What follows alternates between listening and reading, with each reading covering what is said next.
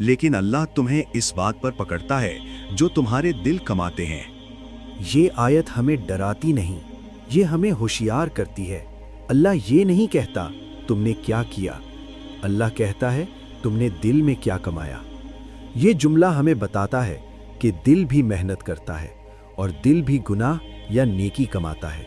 ये आयत मुझसे आहिस्ता से कहती है, अपने अमल से पहले अपने दिल को देखो। कहीं मैं नेकी इसलिए तो नहीं कर रहा कि लोग देखें? कहीं मेरा दिल अल्लाह से ज्यादा लोगों का मोहताज तो नहीं? आज अगर कोई काम शुरू करने लगो तो एक लम्हा रुको और खुद से पूछो, मेरा दिल क्या कमा रहा है? क्योंकि दिल की नीयत बदली तो अमल खुद बदल जाएगा।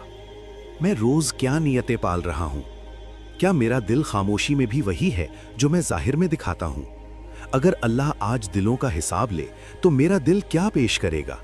ये आयत हमें कामिल नहीं बनाती, ये हमें सच्चा बनाती है, क्योंकि अल्लाह को साफ हाथ नहीं, साफ दिल चाहिए।